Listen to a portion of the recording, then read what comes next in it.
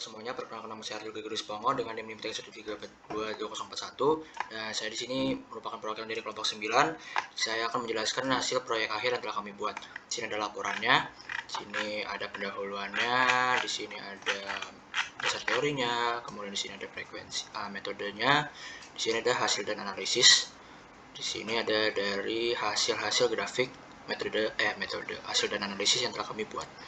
Nah, di sini kurang lebih untuk penjelasan singkatnya, kami membuat 24 jenis filter, di mana tiganya itu merupakan high pass, low pass, dan juga band pass filter. Di mana masing-masing kami membuat menggunakan 4 jenis filter FIR, yaitu menggunakan window Henning, Hamming, rectangular, dan juga Kaiser. Kemudian 4 lagi itu menggunakan filter ear, yaitu menggunakan Chebyshev, Butterworth, elliptic, dan juga Bessel. Nah, di sini dari hasil yang telah kami buat, kurang lebih kami telah membuat analisis dari setiap window dan filter yang telah kami buat. Di sini ada 3 poin utama yang telah kami tarik kesimpulannya. Yang pertama itu ada perbedaan low pass filter, high pass filter, dan juga band pass filter. Jadi mana perbedaan utama itu ada 3, yaitu frekuensi dilewatkan. Untuk low pass itu menggunakan frekuensi di bawah cutoff, high pass itu menggunakan frekuensi di atas cutoff, dan juga band pass itu menggunakan frekuensi yang di dalam rentang tertentu. Kemudian untuk frekuensi yang ditahan, untuk low pass itu atasnya, high pass itu bawahnya, dan band pass itu yang selain dari rentang ini. Kemudian untuk aplikasi umum, low pass itu menghaluskan sinyal, mengurangi noise pemrosesan gambar. Kemudian high pass menghilangkan komponen frekuensi rendah dan meningkatkan ketajaman gambar. Dan juga band pass untuk menyeleksi frekuensi tertentu, komunikasi radio, dan juga efek audio. Nah, kemudian untuk poin kedua itu ada perbedaan dari setiap window yang kami gunakan, yaitu rectangular, Hamming, Henning, dan juga Kaiser pada filter FIR. Yang pertama itu ada rectangular window dengan karakteristiknya itu metode paling sederhana dengan trukasi langsung dari sinyal. Impuls responnya itu memiliki osilasi tajam dan side lobe tinggi, dan frekuensi responnya itu ripple signifikan di stop band menunjukkan side lobe tinggi, di mana penekanan frekuensi di luar passband kurang efektif. Kemudian ada audio signalnya, yaitu sinyal yang dihasilkan memiliki lebih banyak distorsi karena ripple yang lebih tinggi. Kemudian untuk Hamming window-nya, karakteristiknya itu memberikan penghalusan yang lebih baik dibandingkan rectangular.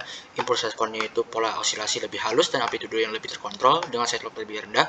Frekuensi responnya itu side lobe lebih rendah dibandingkan rectangular, namun masih ada ripple yang cukup signifikan. Kemudian audio signalnya itu sinyal audio setelah filter lebih halus dengan sedikit distorsi dan ripple yang berkurang. Kemudian untuk hand window, karakteristiknya itu penghalusan lebih signifikan dibandingkan Hamming. Kemudian impuls responnya side lobe sangat rendah dan pola osilasi sangat halus. Frekuensi responnya itu side lobe sangat rendah dan roll off lebih halus dibandingkan Hamming dan rectangular, namun frekuensi di passband dilewatkan dengan sangat baik. Kemudian audio sinyalnya itu sinyal audio setelah filter sangat halus dengan distorsi minimal, dan juga ripple sangat rendah dan transisi sangat gradual di frekuensi stop band. Kemudian terakhir untuk Kaiser window, itu karakteristiknya itu dapat disesuaikan dengan parameter beta, memungkinkan pengaturan trade-off antara side lobe dan juga lebar transition band. Kemudian impuls responnya itu side lobe lebih rendah dari rectangular dan bisa lebih rendah atau lebih tinggi dari Hamming dan juga Henning, tergantung pada betanya, yaitu frekuensi respon. Kemudian itu fleksibel dalam penyesuaian roll off dan side lobe, dapat menghasilkan hasil yang optimal tergantung pada kebutuhan spesifik. Kemudian audio signal itu sinyal audio adalah setelah filter dapat sangat disesuaikan dengan kebutuhan spesifik. Kemudian terakhir itu untuk perbedaan dari setiap desain pada filter IR. Nah, pertama ada Chebyshev, yaitu karakteristiknya itu dirancang untuk memberikan respon frekuensi yang lebih cepat dengan ripple tertentu dalam passband tipe 1 atau stop band dalam tipe 2. Kemudian impuls responnya itu menunjukkan osilasi dengan ripple dalam passband atau stop band. Kemudian frekuensi responnya itu menunjukkan ripple dalam passband atau stop band dengan roll off yang lebih tajam dibandingkan Butterworth. Kemudian audio sinyalnya itu dapat menyebabkan distorsi tertentu dalam frekuensi yang tidak diinginkan karena ripple yang ada. Kemudian untuk Butterworth, itu karakteristiknya itu dirancang untuk memberikan respon frekuensi yang halus dengan roll off yang gradual.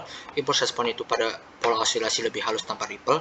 Frekuensi responnya itu roll off yang lebih gradual dan passband yang sangat datar tanpa ripple. Kemudian audio sinyalnya itu sinyal audio lebih halus dengan distorsi minimal, ideal untuk aplikasi yang memerlukan frekuensi yang respon yang lebih halus. Kemudian untuk elliptic, itu karakteristiknya itu memiliki roll off yang paling tajam dengan ripple dalam passband dan stop band. Impuls responnya menunjukkan osilasi dengan ripple dan passband dengan stop band. Frekuensi responnya roll off yang sangat tajam dengan ripple yang ada di passband dan stop band. Kemudian audio signalnya itu dapat menyebabkan distorsi lebih besar dibandingkan dengan desain lain. Kemudian untuk Bessel terakhir itu ada karakteristik dirancang untuk memberikan respon fase linear dengan penundaan grup yang konstan dalam passband. Kemudian impuls responnya itu menunjukkan peningkatan eksponensial yang halus tanpa osilasi tajam. Frekuensi respon itu roll off lebih lambat. Kemudian audio signal itu mempertahankan integritas temporal dengan bentuk gelombang yang lebih halus dan teratur.